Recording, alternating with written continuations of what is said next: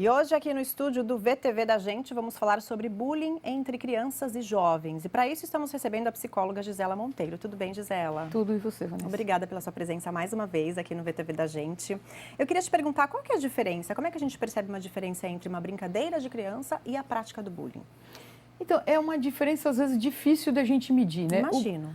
O bullying a gente diz que é uma provocação, é quando há uma provocação num sentido de prejuízo do outro, né? Para tirá-lo do sério, para denegrir a imagem. Então, normalmente fala-se de aspectos físicos. Isso sempre aconteceu. Quando é magro demais, quando é gordinho, Quatro enfatizam olhos, isso. Com os óculos. Exatamente. E isso sempre existiu, mas não tinha uma nomenclatura, é isso? Porque eu lembro disso na minha época de escola, mas a gente não conhecia bullying, né? Então, a gente não conhecia como bullying esta provocação e as consequências dela é que são complicadas da gente dizer qual é o limite. Então, às vezes tinha de encontrar fora da escola e bater, ou mesmo na escola bater, provocar, deixar de lado, né? Que causava, às vezes, prejuízo físico ou até psicológico do isolamento de um determinado menino ou menina do grupo, né? Ah, entendi. Por que você acha que isso vem aumentando tanto, Gisela? Então, eu acho que hoje a gente tem um conjunto aí de comportamentos mais transgressores, né? A gente entender a transgressão como um rompimento de uma norma. Eu não sei, eu imagino, tem algumas hipóteses que seja assim, um lado que uma perspectiva de futuro que a gente não sabe qual é, né? A gente vive num mundo, né, que aquele autor Bauman fala de uma modernidade líquida. Tudo é muito rápido, tudo é muito volúvel, então eu não sei o que eu vou trabalhar, o que eu vou fazer. E, por outro lado, um certo vazio existencial, né? Assim, das crianças de classe média, média alta, que têm tudo, que podem tudo, e que aí não tem desejo, não tem vontade. Perde não a tem... graça, né? Exatamente. E aí vira uma coisa de provocação. E um outro aspecto, eu acho que são as redes sociais, né? Qualquer celular, qualquer smartphone grava imagem, áudio, e aí fazem as brincadeiras que estão muito portáteis, né? Estão na mão de todo mundo. E a visibilidade imensa também, e uma certa inconsequência da idade, né? Sim. Uma irresponsabilidade, né? E como que a pessoa percebe, ou os pais nesse caso, acredito que a criança não perceba, ou às vezes nem conte, né, para os pais. Como é que os pais podem perceber? Existe alguma mudança no comportamento, alimentação? Como é que funciona? Existe. Gisela? Então, a alimentação é uma delas, né? A criança tem um padrão de comportamento. Se ela está comendo muito mais ou muito menos. Se ela está dormindo muito mais, dormindo muito menos. Se ela está mais isolada, se ela está mais introspectiva, se ela se queixa mais da vida, das coisas, né? Se os interesses que ela tinha, ela perde. Ou ela também pode se mostrar exacerbada no interesse, fazer um monte de coisa ao mesmo tempo, como um jeito de se ocupar e não pensar na situação que ela está. Cabeça, né? Exatamente. Entendi. E qual o papel dos pais nessa hora, quando perceber alguma dessa mudança no comportamento da criança? Então, eu acho que os pais têm que, o tempo todo, tentar acompanhar o desenvolvimento. Então, fazer a lição, ter os compromissos, observar os filhos, conhecer os amigos, né? Como é que você vai conhecer todo mundo? Às vezes não dá, mas com quem? Todo jovem, toda criança... Convidar para vir em casa, né? Tem uma conhecer, turminha, conviver. Convive com os pais, né? Eu tenho ainda uma filha adolescente na porta da escola, nas reuniões. Eu até fiquei amiga de alguns pais, né? Então, traz para sua casa para você conhecer, vai buscar, bate um papinho. Acho que a gente tem este dever de acompanhar o desenvolvimento. E é importante também perguntar, quando vai buscar na escola, quando a criança chega da escola, perguntar como é que foi a aula, alguma novidade hoje na escola. Isso é importante também, se interessar pelas atividades do filho, Exatamente, né, acho que Gisela? esta palavra é a mais importante, o interesse e o interesse genuíno, né? O interesse de querer saber o que ele gosta mais, que aula é mais chata, o que ele tem mais dificuldade, se é na educação física, por exemplo, ou na aula de arte, ou na aula de geografia, que professor ele curte mais. Acho que esse interesse pelo filho faz muita diferença. E esses agressores, entre aspas, claro, que praticam o bullying, já foram também, já sofreram com bullying normalmente ou não? Então, assim, eu nunca li alguma pesquisa específica disso, mas não necessariamente.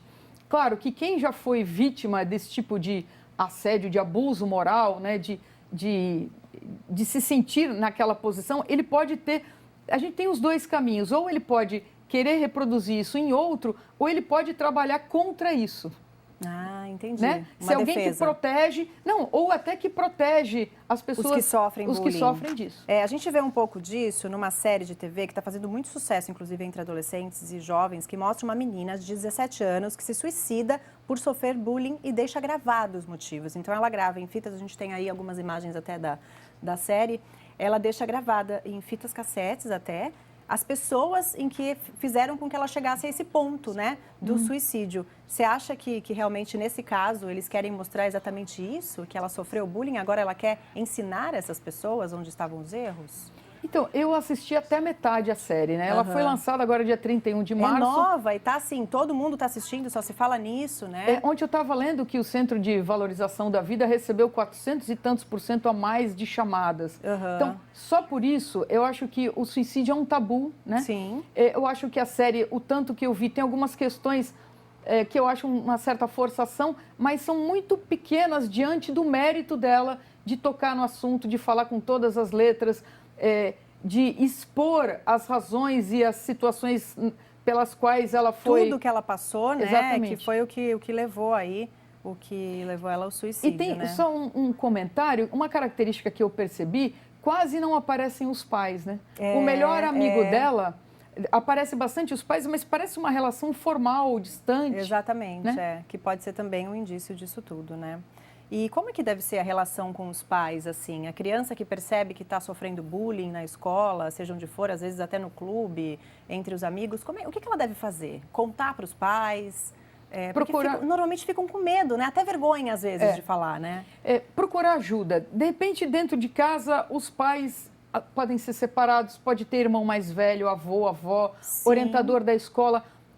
Então, assim, vou até falar, se tiver alguém assistindo, peça ajuda, fale com quem você se sente mais à vontade. Pode ser o professor de matemática, não importa, mas um adulto responsável que possa te ajudar a encaminhar a resolução disso, no mínimo te ouvir e, de repente, essa pessoa te ajuda a falar com seus pais ou com seus professores, que seja um mediador dessa questão.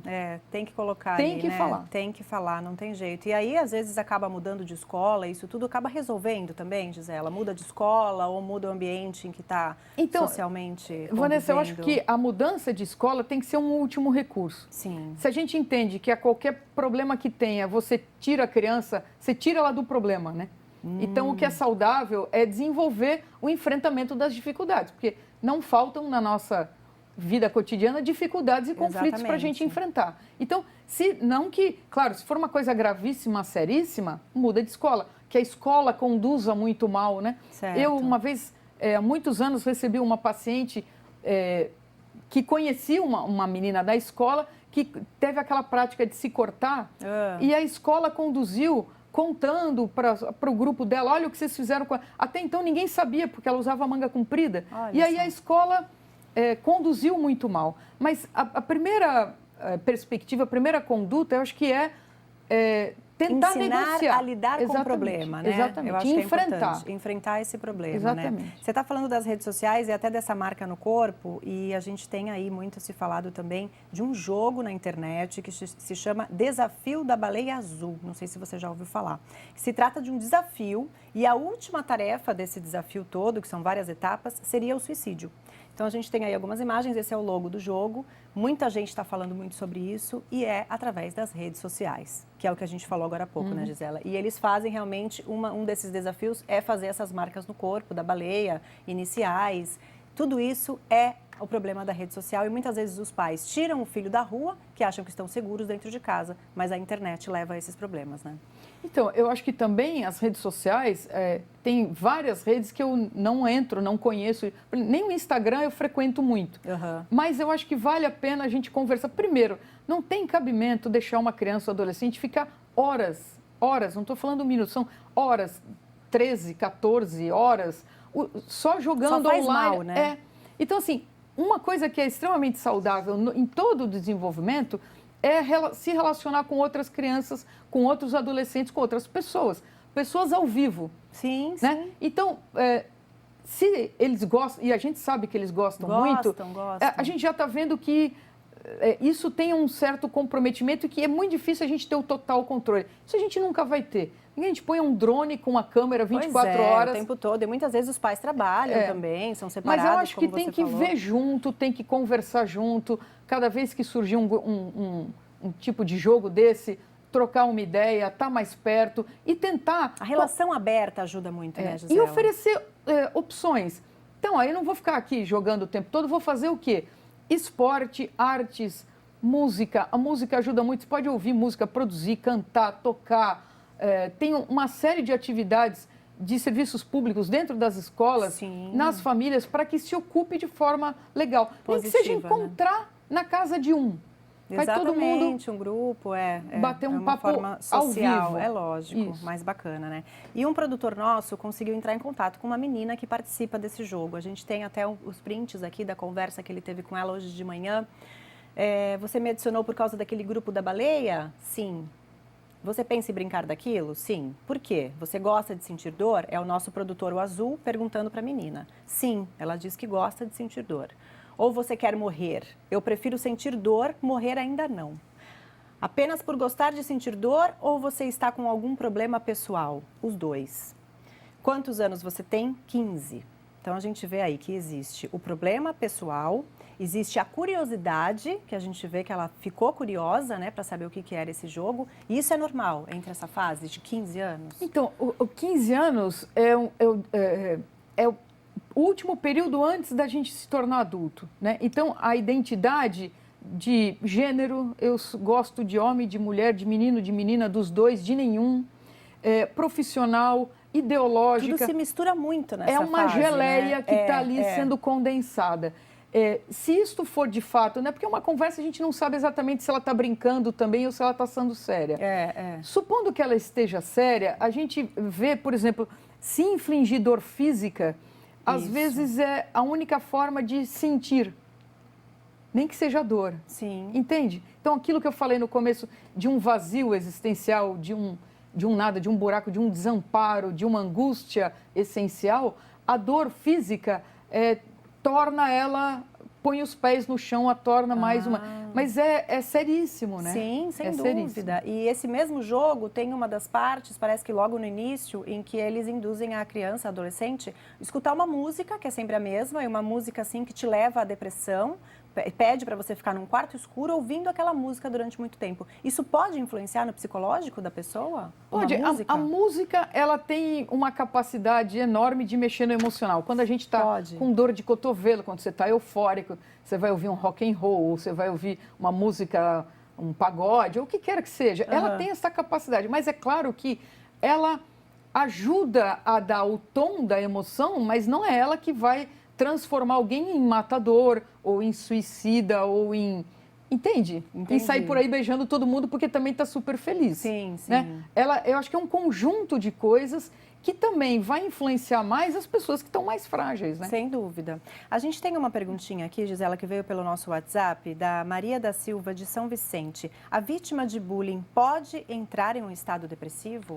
Então, a depressão, ela é um transtorno mental. É que hoje a gente usa quase como um sinônimo de uma tristeza, né? Sim. Então, ela pode, dependendo da quantidade, da periodicidade, né? Se isso já vem há muito tempo, é muito insistente, é muito recorrente e ela não consegue sair da situação e não pede ajuda, é muito comum que as pessoas se constranjam, né? Sim. Ela tem vergonha de se ver fragilizada. Então, poder pode. Né? Pode chegar a esse ponto. Acho que até esse caso da série que a gente comentou, Isso. né? A menina chegou ao ponto da depressão para cometer o suicídio, né? Sim. Bom, Gisela, muito obrigada pela sua presença. Acho que é um assunto agradeço. muito importante para a gente colocar aí para os telespectadores, Eu né? que agradeço, Vanessa. Obrigada, boa tarde para você. Você também.